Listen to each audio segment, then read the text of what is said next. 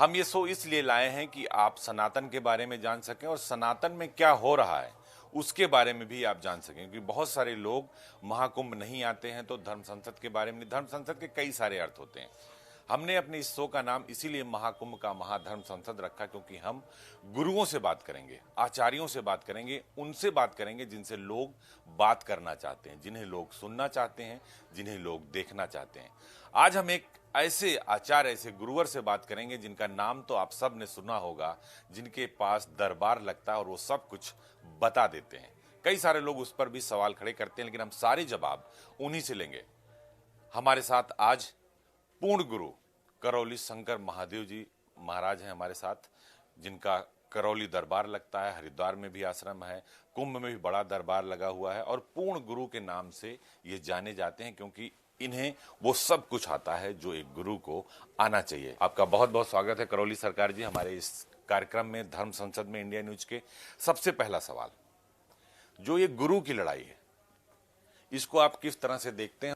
पूर्ण गुरु का जो अर्थ है सीधा सीधा कि जहाँ कोई शेष नहीं है, कोई कमी शेष नहीं है, कुछ है नहीं, कमी नहीं है और अनुभव किया हुआ है और अनुभव करा सके, इतनी बात है। जो हर प्रकार के भार बंधन से मुक्त है, गुरुत्व से मुक्त है, तमाम प्रकार के जो अनर्गल विचार हैं, अनर्गल इच्छा विचार आशाएं, उनसे मुक्त है।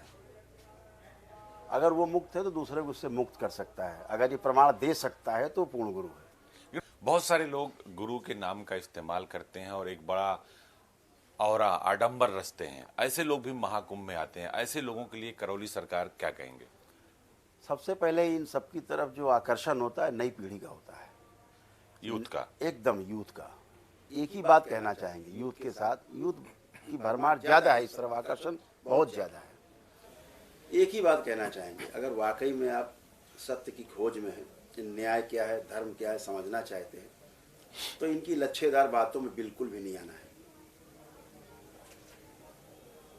जितनी बातें करेंगे आप इनसे केवल प्रमाण मांग लीजिए कि आप जो बात हमसे कह रहे हो उसका प्रमाण क्या है।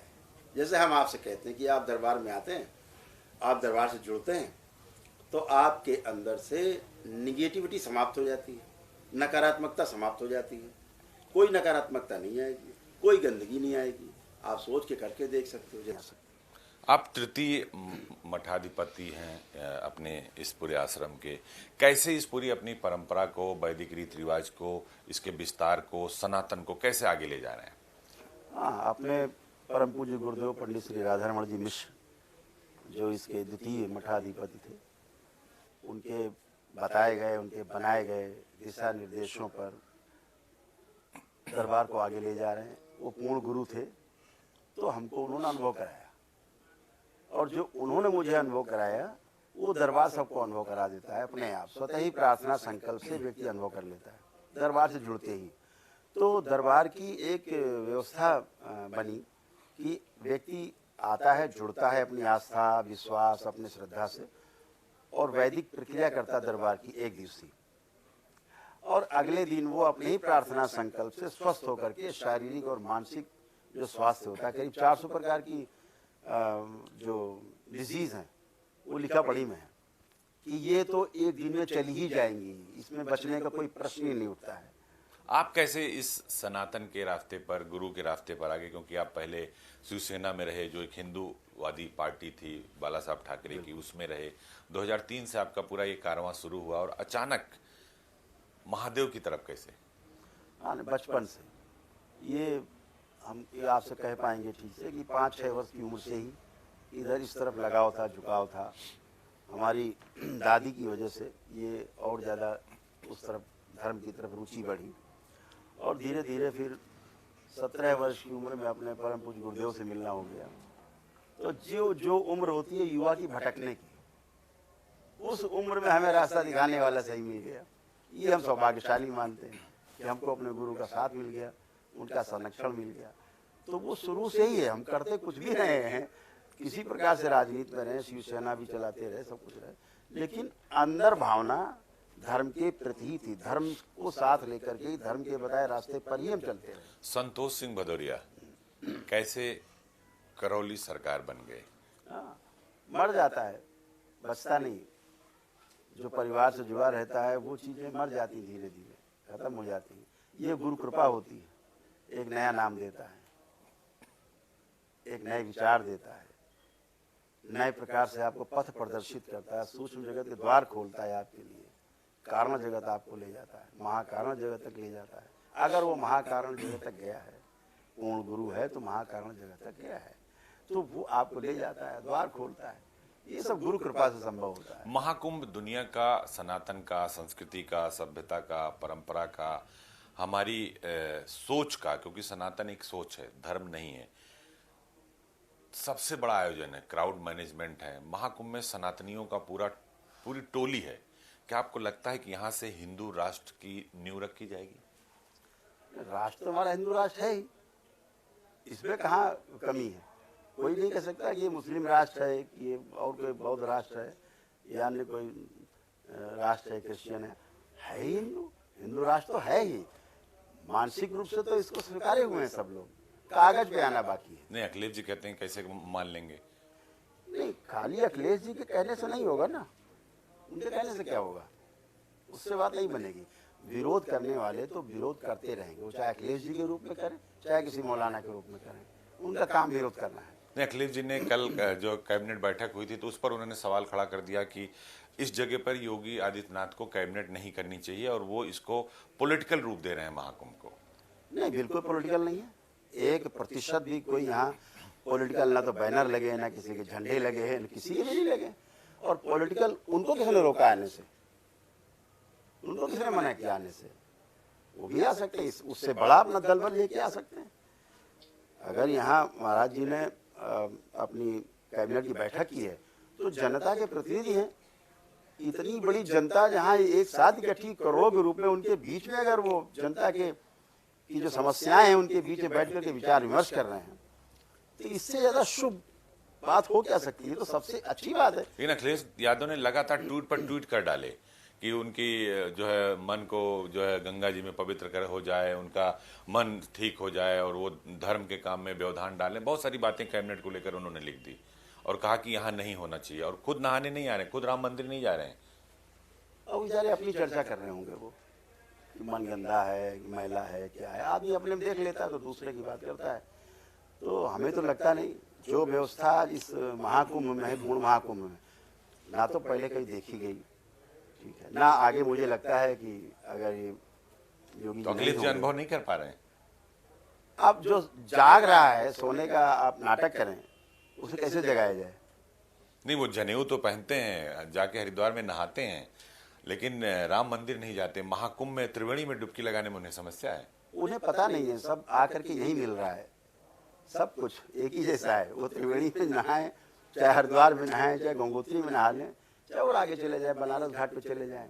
देखिए, धार्मिक हैं वो, बस केवल छुपा रहे हैं राजनीतिक वोटों की उसमें, और कुछ नहीं मुझे लगता है इसके अलावा। क्योंकि वो धार्मिक हैं, क्योंकि चाहे घर में कोई कार्यक्रम हो तो हवन होते हैं, चाहे भूमि पूजन हो तो हवन होगा, शिलान्यास होगा तो हवन होगा, चाहे अपने घर परिवार में कोई 13वीं वर्षी हो तो हवन होगा, तमाम प्रकार के अनुष्ठान होंगे, करते ही हैं। लेकिन धार्मिक आयोजनों का हिस्सा नहीं बनते वो। देखिए, अयोध्या में प्राण प्रतिष्ठा हुआ राम मंदिर का, तो वहां पर नहीं गए।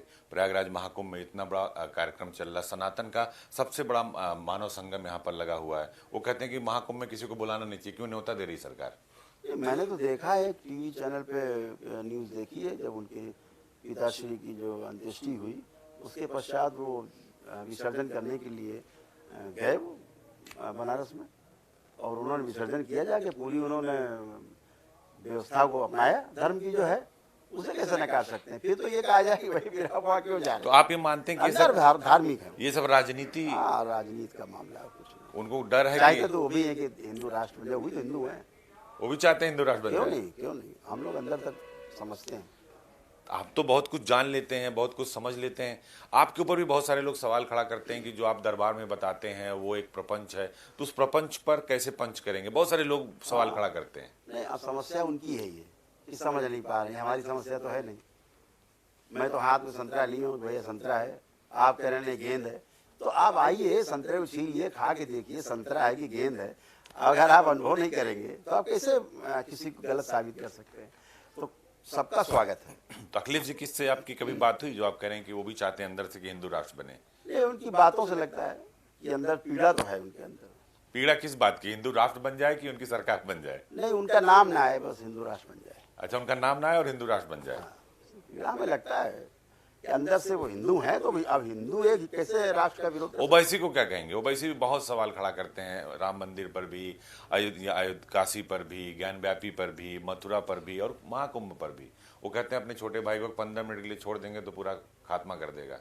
वो तो मानसिक रोगी है, मानसिक रोगी है। वो दरबार है, उसकी बुद्धि हम ठीक कर सकते हैं। ओवैसी दरबार में है तो बुद्धि एकदम ठीक कर देंगे करौली एकदम सरकार। बुद्धि ठीक हो जाएगी उसकी। आ जाए, एक दिन के लिए आ जाए, अगले दिन बुद्धि ठीक हो जाएगी। सनातन तो नहीं कर सकता है, सनातन तो है ही। घर वापसी हो जाए। अरे घर देखिए, अभी तो इस सनातन के लोग अर्थ ही नहीं समझते ना।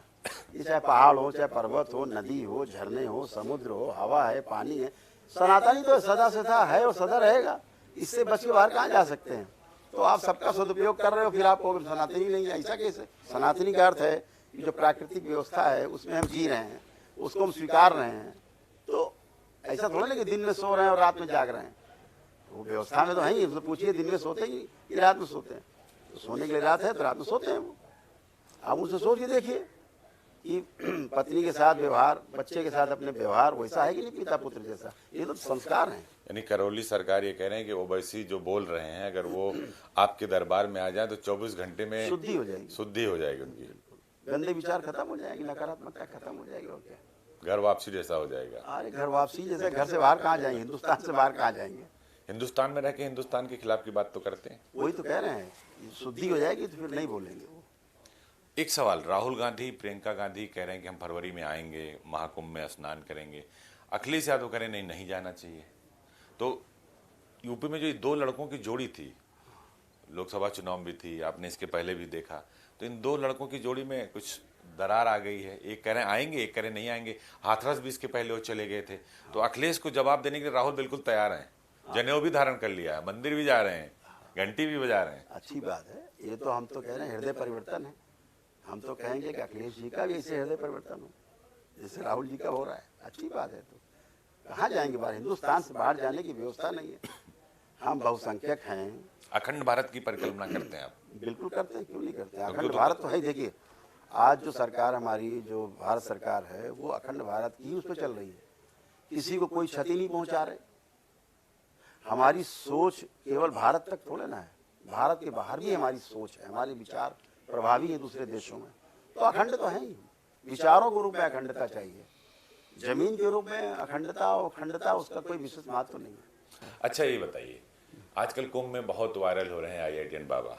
नाम उनका अभय सिंह है, बॉम्बे IIT के स्टूडेंट है, कनाडा गए और आ गए, कह रहे हमें महादेव मिल गए और महादेव ने उन्हें रास्ता दिखा दिया है। क्या कहेंगे ऐसे लोगों पर? आप पहले महादेव क्या है पहले ये तो समझ ले। कहाँ पागलों की आप बात कर रहे हैं? ये धर्म संसद है, कुंभ का महामंच है। ये हमारे धर्म गुरु, हमारे सब ऋषि मुनिया बैठे, उनकी बात कीजिए। कहाँ पागलों की बात करने में समय नष्ट करें हम लोग? ये तो पागल हैं ये सब।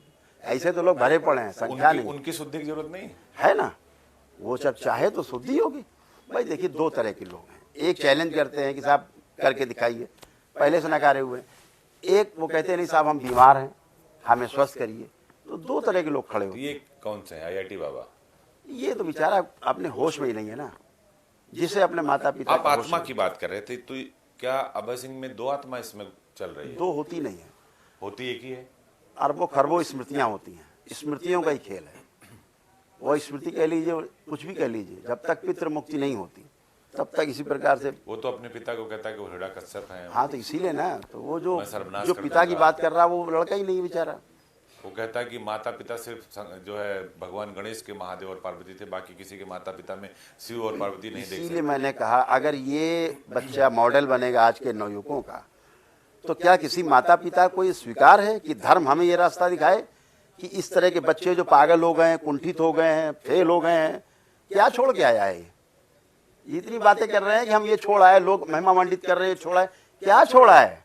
क्या तो छोड़ा है? अगर छोड़ आए होते तो पिता को चांडाल या हिरण्यकश्यप नहीं बोलते और खुद को प्रहलाद नहीं बोलते। तो छोड़ा क्या है? कुछ भी तो नहीं छोड़ा था। क्या तो छोड़ा इन्होंने? छोड़ के आए तो यहाँ इतने ऋषि मुनि संत बैठे, महात्मा बैठे, धर्म गुरु बैठे, इनके बीच में जाइए, आप पूछिए कि क्या क्या छोड़ के आए। लोग अरबों खरबों की संपत्ति छोड़ के आए, तो किस संत बने, यहाँ संत है, माया जाल में फंस गया वो छोड़ के आए। इसने क्या छोड़ा है? ये तो माया जाल में फंसा ही हुआ है, गंदगी में फंसा हुआ है। इसको धर्म गुरुओं की आवश्यकता है, इनको शरण में जाना चाहिए, संघ में जाना चाहिए, इसके अखाड़ों में पहले जाना भी वो चाहिए। किसी अखाड़े में गए थे, किसी संत के यहाँ गए थे, वहां से फिर ये सन्यास की तरफ आ गए, कह रहे हैं कि हम वहां गए थे और हमें ज्ञान मिल गया, महादेव मिल गया, रास्ता दिखा दिया उन्होंने। वो उसके अंदर गंदगी आई है, जो एक ठगीबाज दो हैं उनके, सदगुरु की बात कर रहे हैं आप? हाँ, वहाँ से गंदगी ज़्यादा चिपटी। तो क्या कर दिया सदगुरु जी ने? कुछ नहीं, कुछ है ही नहीं, स्वच्छता नहीं है, नवयुवकों को संदेश गलत है। तो क्या संदेश देना चाहते हैं आप सदगुरु जी को, जिनके ऊपर आप ये कह रहे हैं कि अभय सिंह जैसे लोगों को गुमराह कर दिया? देखिए, गुमराह आदमी इसलिए हो रहा है कि संदेश स्पष्ट नहीं है। आप राष्ट्र निर्माण में कहां से आप सहयोग कर रहे हैं? राष्ट्र के निर्माण का कोई प्रमाण दीजिए। केवल पौधा लगा देने से, साफ नारा लगा देने से साफ सफाई का, उससे कुछ होने वाला नहीं है। प्रमाण तो देना पड़ेगा ना। आपने किसको प्रमाण दिया? करौली सरकार कैसा प्रमाण आप चाहते हैं सदगुरु जी से? वो जो गए हैं, देखिए ना, प्रमाण बैठा है आपके सामने, IIT बाबा है ना प्रमाण, वो खुद बताता हम वहां गए थे। तो मैं ये कहता हूं कि प्रमाण ये प्रस्तुत करें कि इसको वहीं बुलाएं अपने यहाँ और सारी क्रियाएं कराएं और इसको इस संकट से मुक्ति दिलाएं इस बच्चे को। क्योंकि ये वो देश है जहां रत्नाकर यानी अंगुलीमाल ऋषि वाल्मीकि बने। बिल्कुल। तो हर्षाचार्य क्यों साध्वी नहीं बन सकती? उस पर इतने सवाल, इतने कटाक्ष। देखिए क्या होता है, जितना मैंने अपने गुरुदेव से जाना, स्त्री जो है सन्यासी नहीं हो सकती। तो बहुत सारे जो स्त्री सन्यासी हैं नहीं है, हाँ। नहीं है, स्त्री एक सन्यासी सीमा नहीं है, हो सकती। एक सीमा है जहां तक पहुंचा नहीं हो सकती, ये जाएगा। हम आपको बात कर रहे हैं उस अवस्था की। हाँ, समझ गया मैं कि जो आध्यात्मिक है। हाँ, बिल्कुल ठीक बात है। ठीक है, एक सीमा है वहां तक पहुंचने की। स्त्री का सबसे सुंदर जो गुण है, जिससे वो पूर्णता को प्राप्त करती है, वो समर्पण है। समर्पण, वो चाहे पति के प्रति क्यों ना हो। हाँ। अगर उसके अंदर समर्पण है कि मेरा पति ही मेरा परमेश्वर है, जो सिखाया जाता है बच्चियों को हमारे सनातन धर्म में, बिल्कुल, कि जहां जा रही बेटी शादी होके, जा रही विवाह होके, यही तुम्हारा भगवान है, परमेश्वर है, वही तुम्हारा घर है। यस। अगर उसने उसको परमेश्वर ही मान के सेवा की, वो चाहे शराबी हो, लुच्चा हो, कुछ भी हो, तो वो तो पार हो जाएगी, पति भले नरक में चला जाए। तो स्त्री समर्पण से केवल, इसका बहुत सुंदर गुण है, पति के लिए भी, अपने बच्चों के लिए भी एकदम जान दे देगी। ये उसको पूर्णता में ले जाता है। तो सन्यासी क्यों नहीं हो सकती? अच्छा, तो दो नाम बताइए जो स्त्रियां सन्यासी हो गई, पूरी हो गई। नहीं, बहुत सारी साध्वी यहाँ मिलती हैं, हम लोग देखते रहते हम हैं। यहाँ की बात नहीं कर रहे हैं, हम पौराणिक काल से उठाइए। दो नाम बताइए महिलाओं के जो सन्यासी हो गई, पूर्णता को प्राप्त हो गई। दो नाम बताइए। आप बताइए। माँ सीता कैसे पहुंची? हम क्यों उनकी मीरा पूजा आराधना माँ करते हैं? सीता भी हैं। क्यों पूजा आराधना करते हैं? क्योंकि पति के समर्पण थी, समर्पण था उनका। उस जंगल में चली गई, उन्होंने जंगल में फिर छोड़ दिया ले जाके, लंका विजय के बाद। मीरा है, सावित्री है, माँ मीरा भी है। नहीं, देखिए अब मीरा में फर्क पड़ जाएगा। फिर ये भक्त हैं, भक्त होने में और साधक होने में बड़ा फर्क है। मनुष्य का शरीर ही बना है साधना के लिए, चौथे शरीर में जाकर के स्त्री जो है वो फिर से जो है, ये बात तो हर्षा भी कह रही थी गड़बड़ हो कि जाती उनके गुरु ने कहा कि अभी आप दीक्षा लीजिए, सन्यास का वक्त नहीं है आपका। हाँ वो सही कह रहे हैं, बिल्कुल सही कह रहे हैं। एक समय आएगा, देखिए गुरु के प्रति समर्पण हो गया। स्त्री अगर सन्यासी बनना चाहे तो कैसे बन सकती है? ऐसे ही बन सकती है जैसे बनी है। समर्पण होना चाहिए गुरु के प्रति, गुरु के प्रति समर्पण होना चाहिए, पूरा समर्पण। समर्पण से ही वो पार होगी। मेरा कहने का अर्थ ये है, साधना से वो नहीं जाएगी पार, वो समर्पण से जाएगी। साधना से पुरुष जाएगा। साधना स्त्री जो है समर्पण से सन्यासी बन सकती है, समर्पण से। और गुरु के साधना से एकदम पूर्ण समर्पण होगा। वो उसके पास सबसे बड़ा हथियार है। गुरु को पिता के रूप में देखेगी, गुरु को भाई के रूप में देखेगी, गुरु को बेटे के रूप में भी देख सकती है। सारे अधिकार प्राप्त है उसको, लेकिन वही उसका समर्पण तुलसीदास जी महाराज की तरह, जैसे उन्होंने अपनी पत्नी को गुरु मान लिया, तो वो पूरा कर देगी। समाधान गुरु करेगा। क्योंकि उसके पास समाधान है। वो समाधानी थे, समाधि की अवस्था में रहा है, मतलब समाधान है उसके पास। समाधि का क्या अर्थ है? समय आदि, जो समय के पार ही चला गया। अब समय उसका कुछ नहीं कर सकता। एक चीज जो ये 80-20 चल रहा है, वो चाहे आपके सनातन में देखिए, चाहे सियासत में देखिए, वो हिंदू राष्ट्र के बीच में कहीं ना कहीं गोल गोल घूम रहा है कि भाई 80 कौन है, 20 कौन है। ये बड़ा पॉलिटिकल है, ये बहुत पॉलिटिकल है। लेकिन मुझे लगता है कि संतों को अपनी बात कहनी चाहिए। हम तो कहना चाहेंगे कि भाई ठीक है, हमारा देश हिंदू राष्ट्र था, है और रहेगा। इसमें किसी को आपत्ति काहे की है? कोई आपत्ति नहीं है। और देखिए जैसे कि, और हाँ, इसका निपटारा बिल्कुल संवैधानिक तरीके से ही होना चाहिए। चू नहीं हुई, भगवान श्री राम का मंदिर बन के खड़ा हो गया, एक चू नहीं है।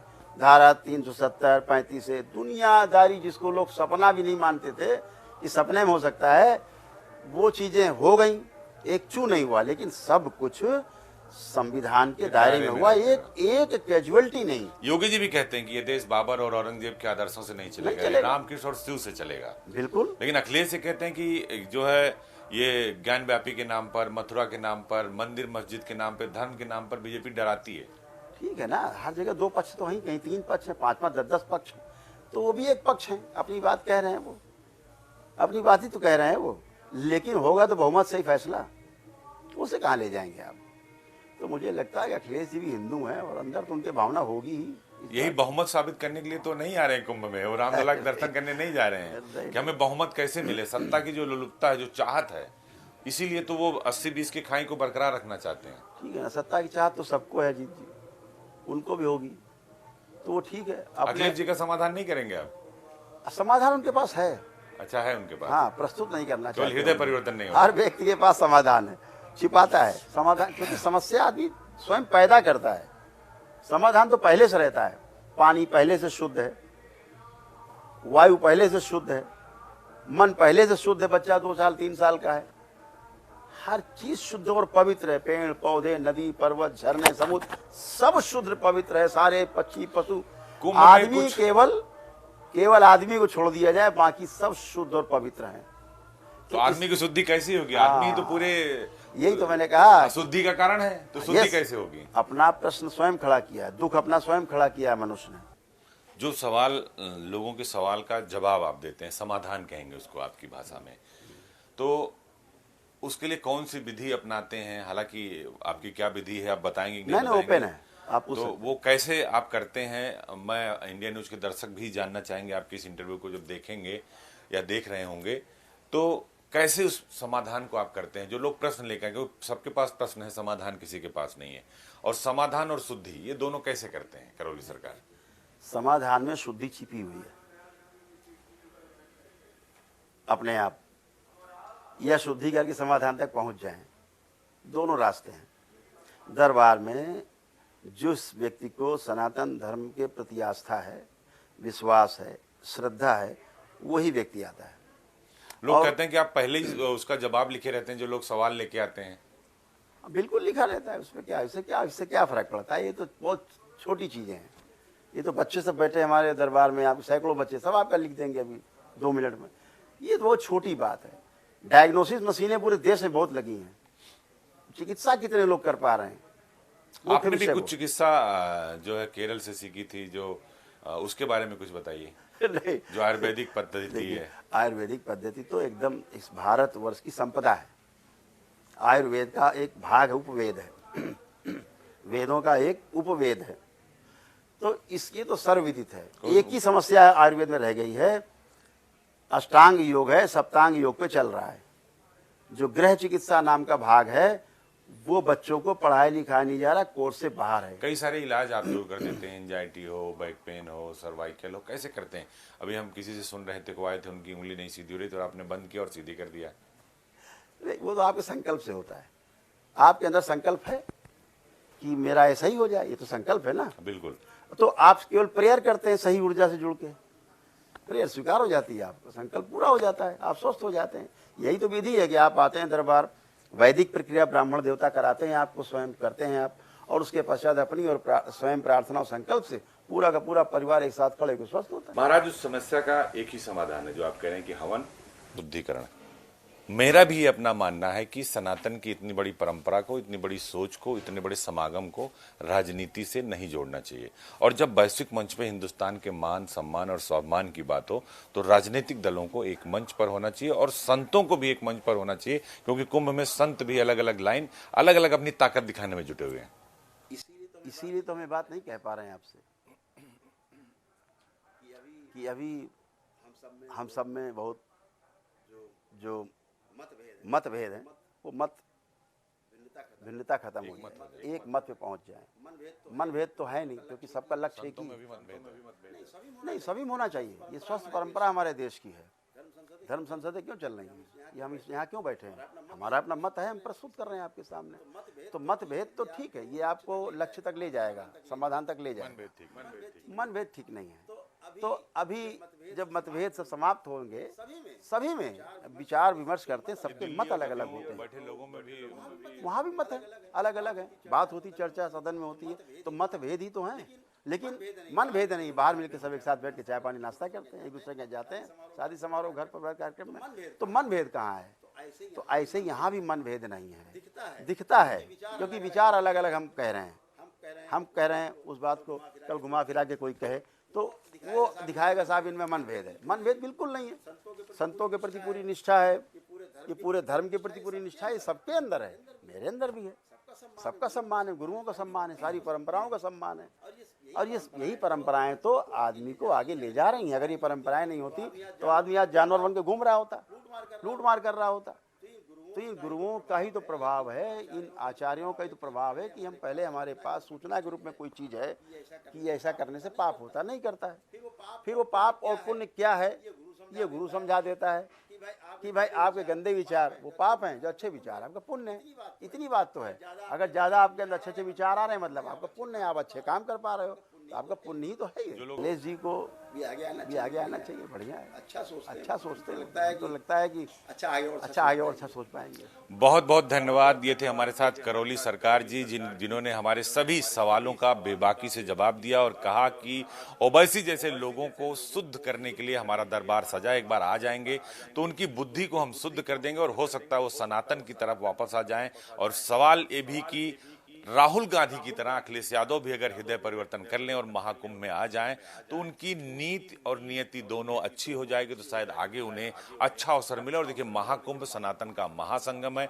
इसका जो विरोध करेंगे वो स्मृतियां हैं, जो असुरी स्मृतियां हैं, जो उनको घेरे हुए हैं। IIT बाबा पर भी उन्होंने बड़े सवाल खड़े किए, कहा कि जो अपने पिता को हिरण्यकश्यप कह सकता है वो अपनी आत्मा में नहीं है, वो उसकी स्मृतियों ने, उसकी राक्षसी स्मृतियों ने उसे जकड़ रखा। वो जिस गुरु के पास गया था वहां से उसे गुरु ज्ञान नहीं मिला, इसीलिए वो जगह जगह भटक रहा है। हर्षा रिचारिया जैसे मॉडल पर जो साध्वी बनने की राह पर हैं, उन पर भी उन्होंने बेबाकी से जवाब दिया और कहा कि स्त्री कभी सन्यासी नहीं बन सकती, वो दीक्षा ले सकती है। अगर उसे कुछ बनना है तो वो समर्पण भाव रखे मां सीता की तरह।